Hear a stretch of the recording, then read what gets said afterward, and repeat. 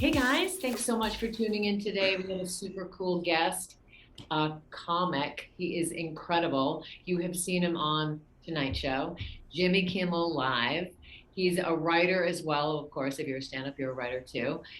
He has written The Chase on ABC, Shazam on Fox.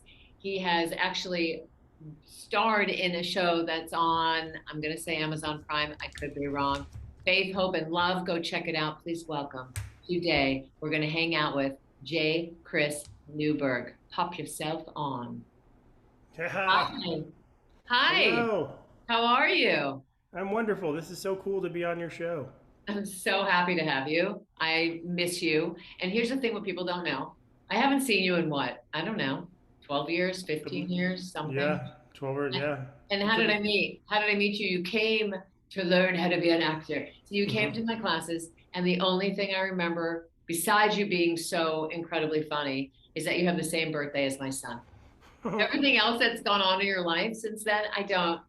Fill me in, fill us in, tell us everything about your story. And also I want to sort of guide this for this my clients who are stand-ups who are transitioning into doing both, stand-up world into the scripted world and the differences of it. And it's a totally different muscle. Yes?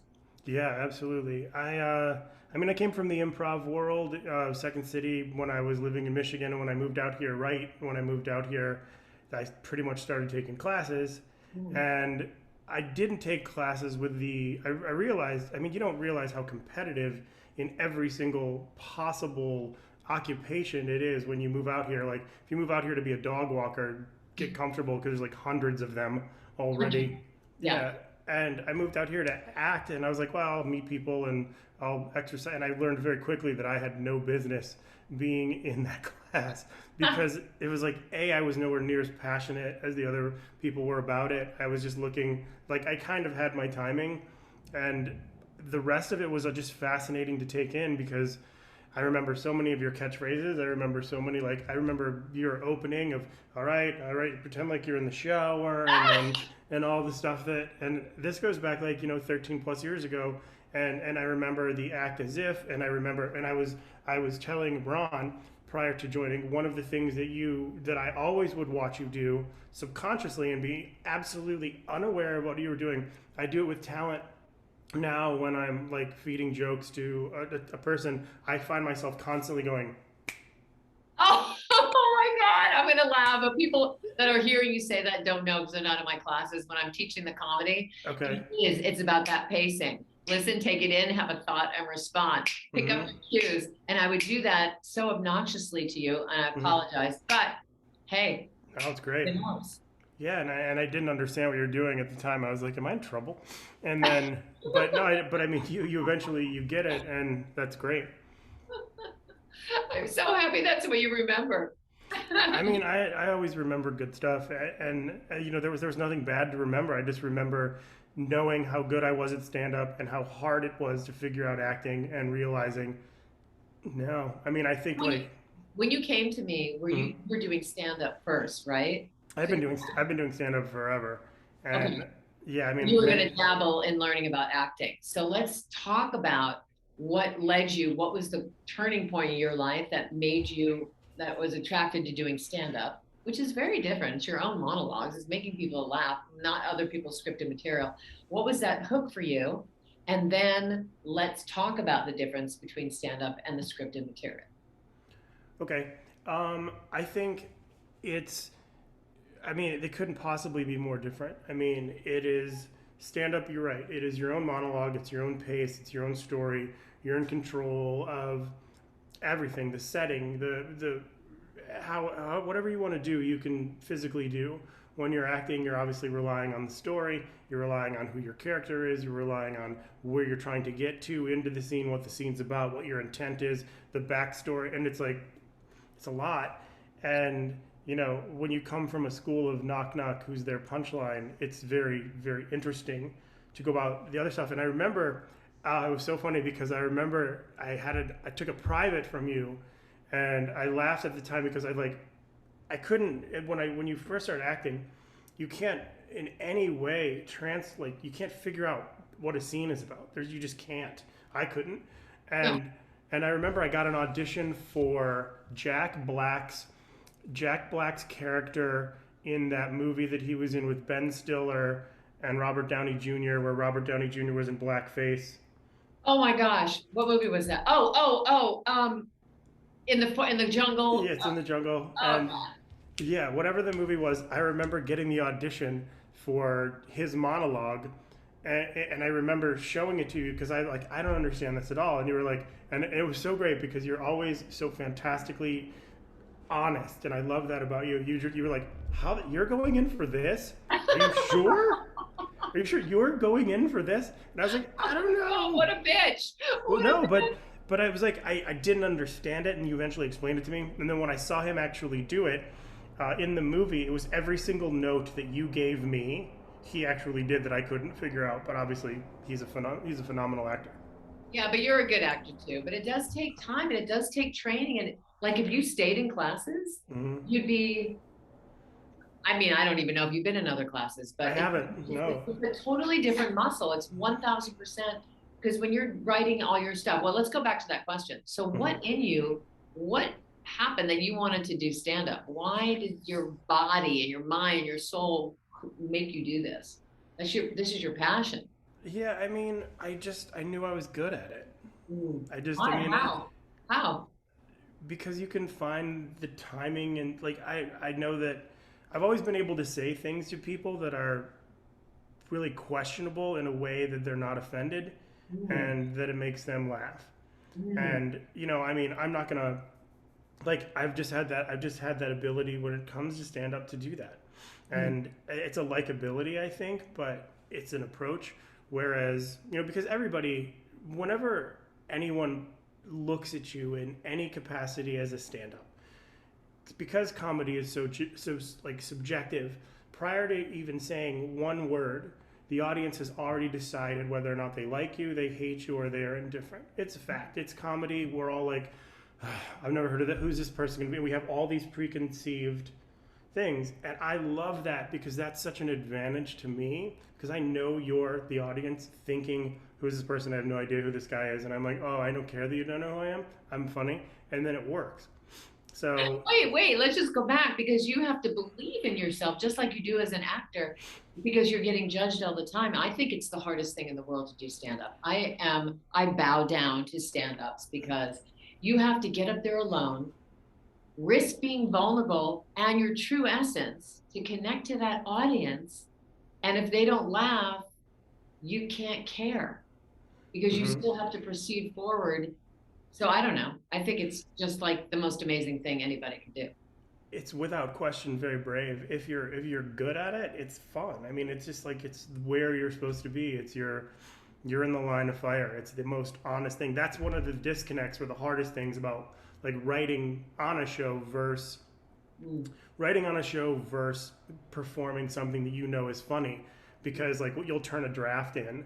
I just wrapped the show that you messaged me about. It was just really silly show. I was in a desert for a week in an Airstream trailer next to the host, and all we did was watch really hot people in a really hot desert eat really hot food to see if it would break down their hot like defenses. So I literally had to do joke, joke, joke, joke, and then the showrunner was like, "All right, give me like 30 or 40 jokes, Whoa. for tomorrow." And I'm like, "Okay." So I go home and I write the jokes and I send it to him. And in my mind, if I don't get a response to those jokes in like 10 seconds, I'm like, "Ah, they're all bad." But of course, the showrunner is doing 25 million other things, and so you don't have. That's what's most fun to me is I love telling a joke that doesn't work. I love telling a joke that works because it's just you get to find out, you get to learn from each sentence. Like you immediately, those are your notes. The But crowd, how did you know you're good though? Because there's a lot of stand-ups out there who think they're good, but newsflash, they're not. that's So also true. what is it? What is it? Just the response from the audience? And my other question is, what was your first place where you went and how many minutes did you write that you sat with and rewrote until you felt confident to perform that? Hmm. Well, I mean, you can always tell you're good if when you say stuff people laugh, and more times than not, Basic they answer. Yes, that's true. Yeah. yeah, I don't have a delusion as far as thinking I'm the funniest person or the best or and there's obviously people who are much better that I still watch that are great to learn from.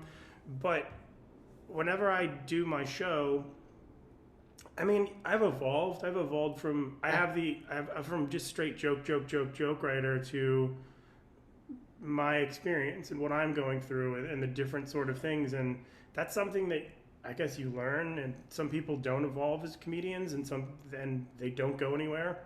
And the ones who do, it's cool, I guess. But I got to I'm much more like my America's Got Talent experience, which was Talk to us very about that because some people know about it, some people don't. So, yeah, it was in 2010, maybe 2011, but I ended up roasting one of the judges. I think I was the first comedian or contestant on a reality show to clap back at a judge in a format where I was like I roasted him, and it went it, it went extremely well, and the amount of attention that I got was although short lived was so insanely uncomfortable for me. I think I wow. had 18,000 emails, and I think I had like, I mean, this was back when it was just Facebook, and I had hundreds of thousands of Facebook messages and friend requests.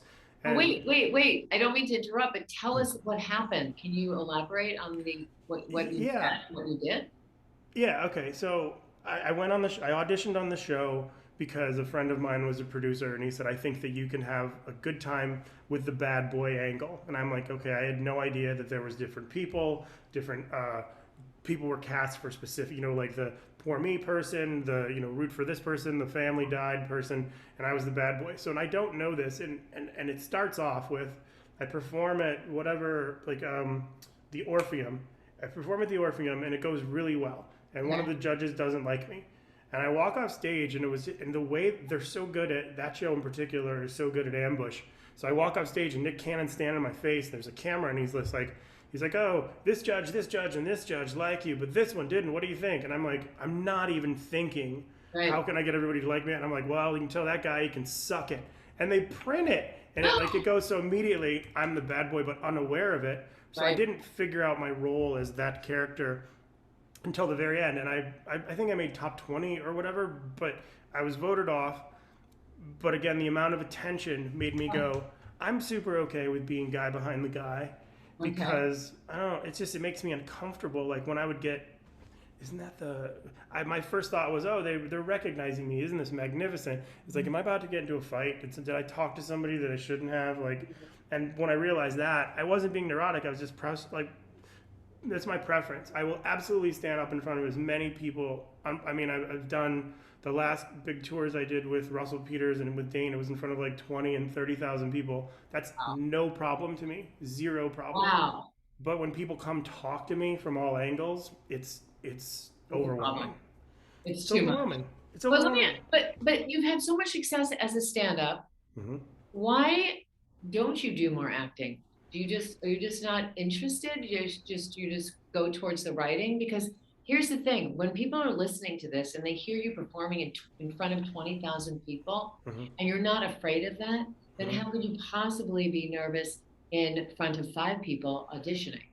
I mean, And I'm probably not nervous anymore. Like I think I've auditioned for since quitting acting. I think I've auditioned for three things, and I think I've booked all three of them. One of which was that movie, and uh, it's just. I mean, it's fun. It's yeah, definitely fun, but it's just like I don't have the chops. I mean, but it's like I don't it's not something I'm focused on. And it's like, I see what you're saying. And it's something that absolutely I would act in something if someone asked me to do it, if it was small or whatever. But I just like writing and I like teaching people how to tell jokes. And there's like, it's pretty cool, like to tell a joke in front of a bunch of people.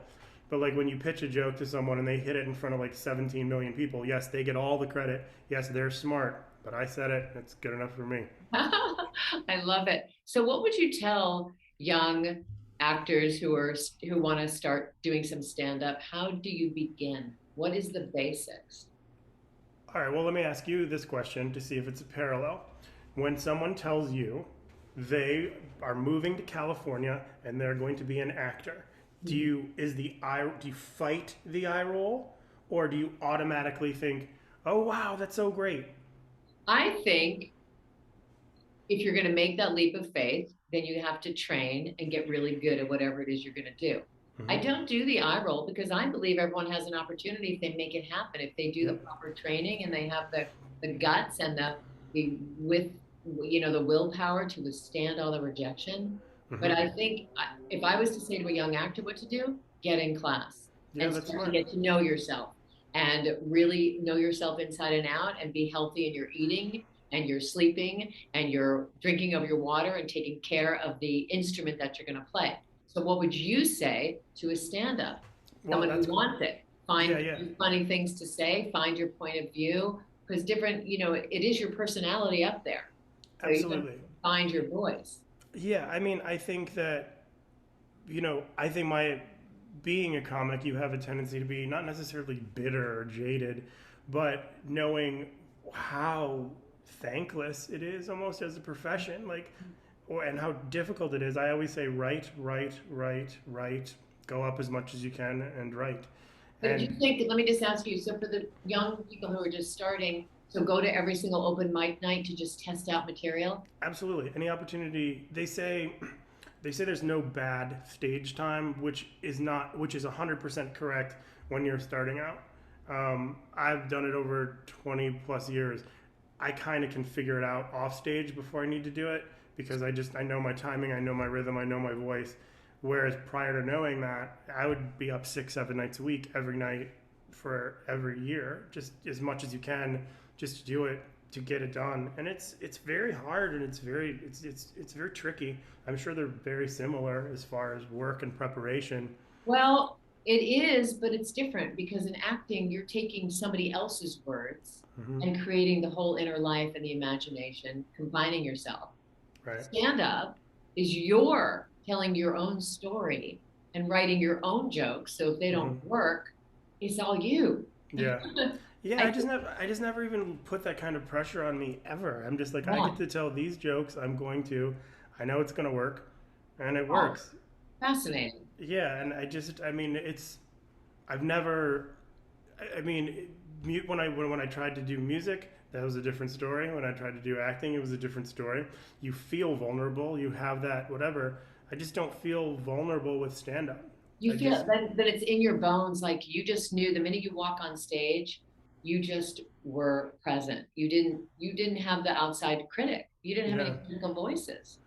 No, I've got, I mean, that I will say, but it's from many years of not having. I have great presence. I mean, I can, like, I've probably cold opened, like, ladies and gentlemen, this guy you've never heard of in front of 10 to 20 to 30,000 people, like, hundreds of times where it's just me versus that many people. Yes.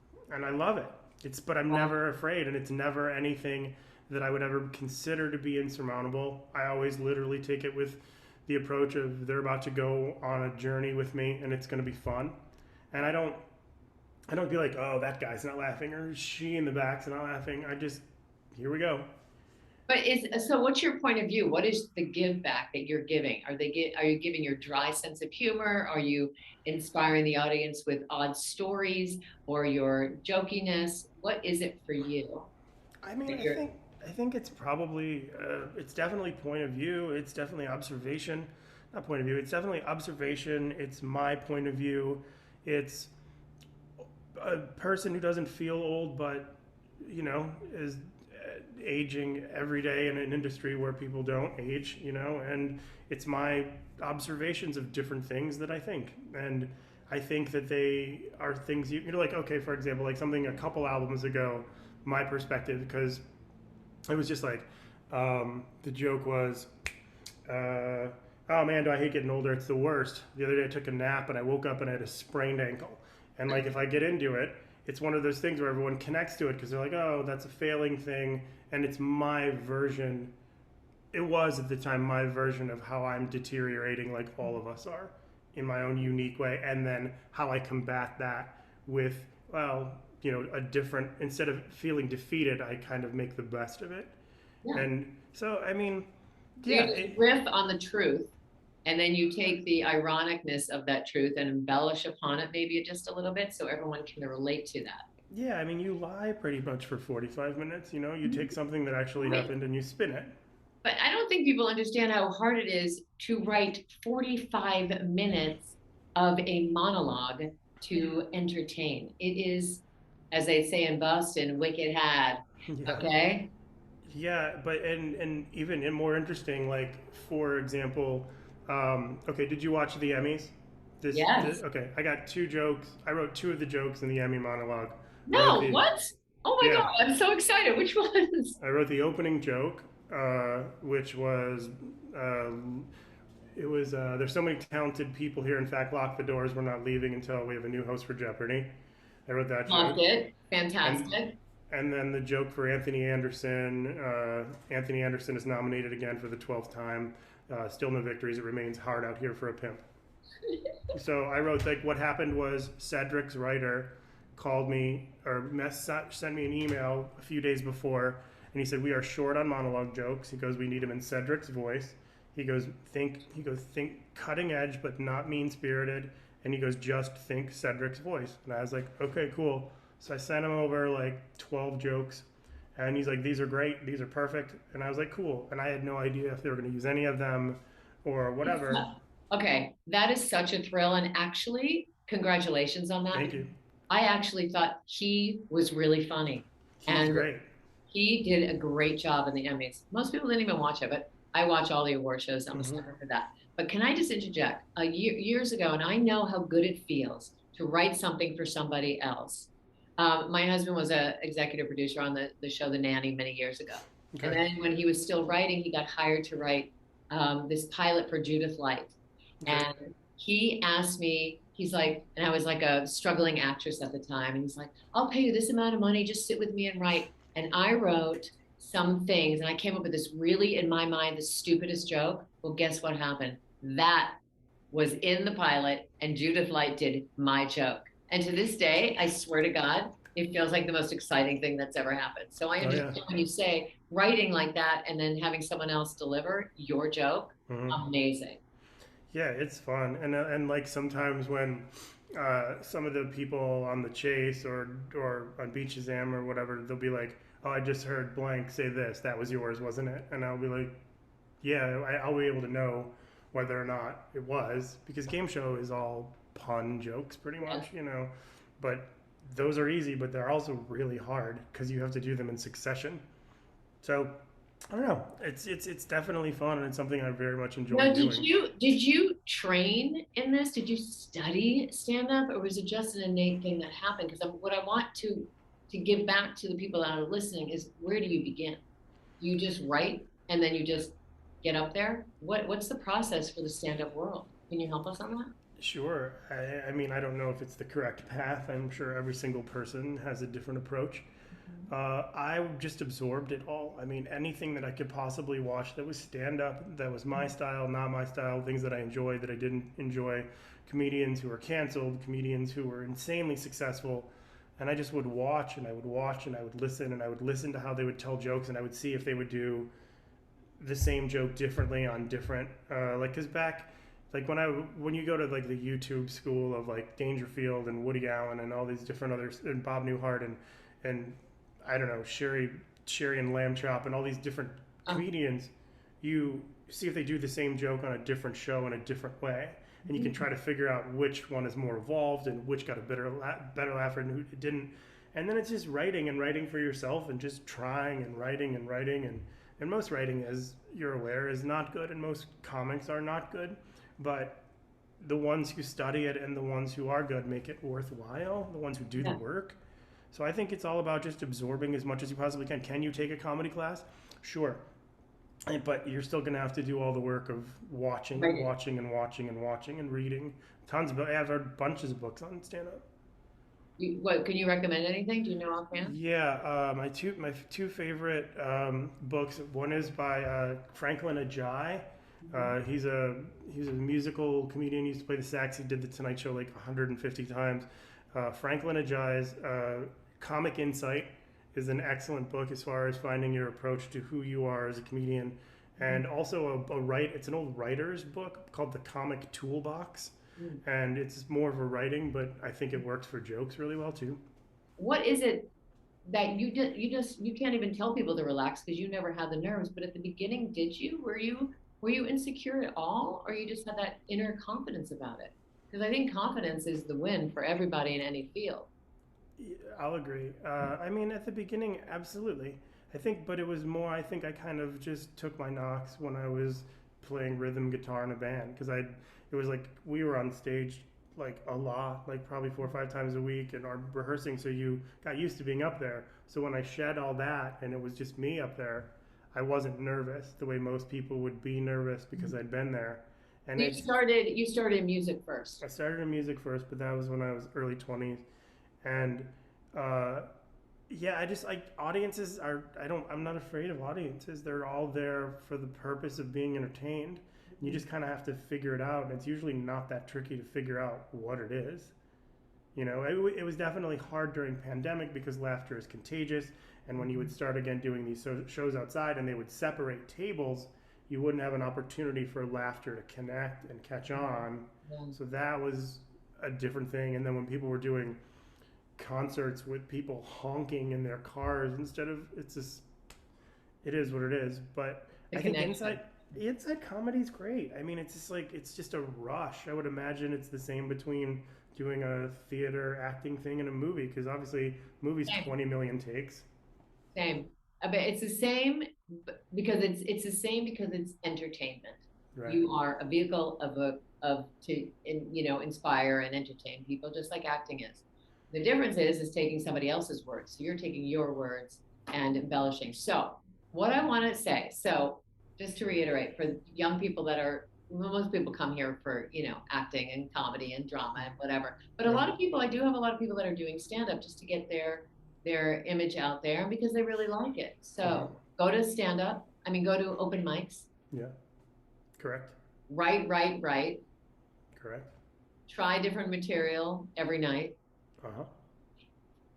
Read and do your research constantly. Look at every single comic out there that has done, follow, imitate, whatever, see what works. What else? Anything else?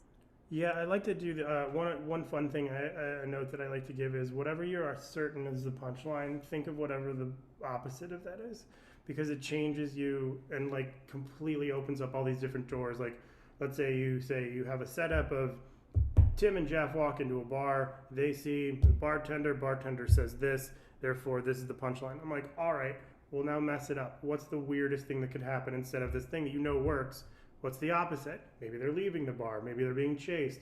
Maybe they're whatever. Like, and it just opens doors for different comedic opportunities. It works in writing as well, I guess, for scene work. But definitely try to mess things up to put them back together.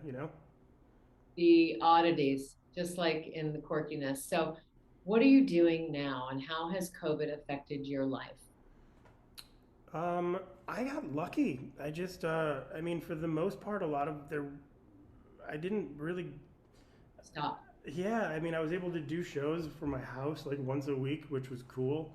Mhm. Um, and then I was able to work on other things and like help people punch things up. And I had other people who I punched up a couple of different hour specials during COVID. Mm. And What does that mean? People don't know. What does it mean, punch up? I know, but let explain. okay, so for example, someone like a comedian will say, um, I'm really light on jokes on this topic, and I want to do a bunch more because it's kind of what my whole thing is about. And I Mhm. was like, okay. So then I just write a bunch of jokes in that topic and just help them, or they'll submit me their hour, and I'll be like, all right, well, there's too much here, and there's too much setup here, and there's maybe you could add this, and so it's just you're basically editing for money someone else's jokes. And then people know you just because of your stand up and because people know you as a writer now. So people in the stand up world, what happens? You make your name as a stand up and you do your tours and you do your shows, and then other people start hiring you for their stuff. How does that work? Yeah, I mean, I've just been I've just been lucky. I mean, I got to do everything that I wanted to do with stand up. Now, as an older dude who doesn't want to be on the road 50 weeks a year.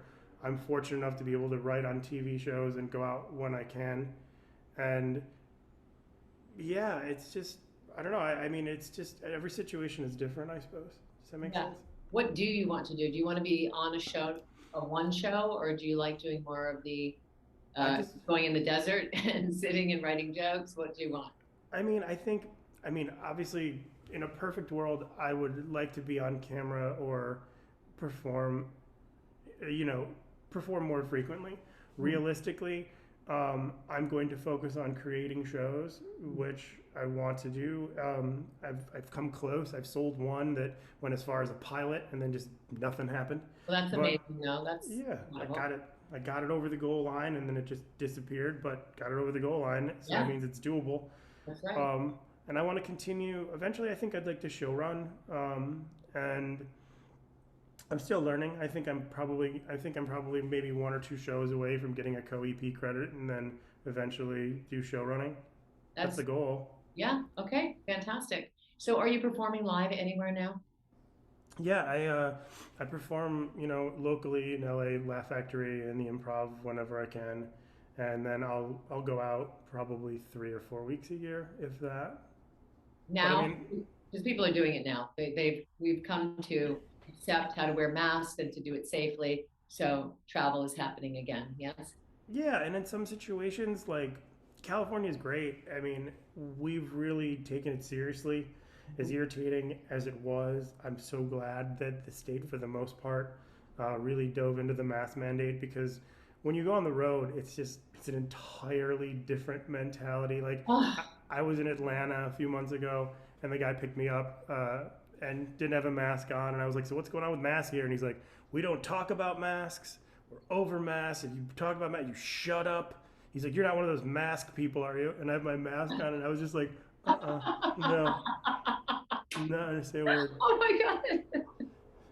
And yeah, a lot of people just don't care, and it's they one of the jokes that I have in my set, which makes fun of people, is like, "It's good to be here. I don't have COVID. I can't get COVID. Obviously, I'm American, and you know, and it works."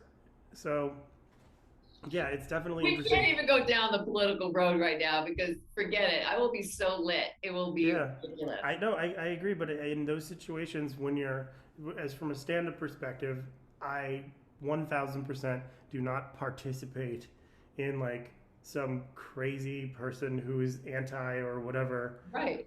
It's cool, man. That's what you think. He's Great. actually just giving you material. He's It just giving is.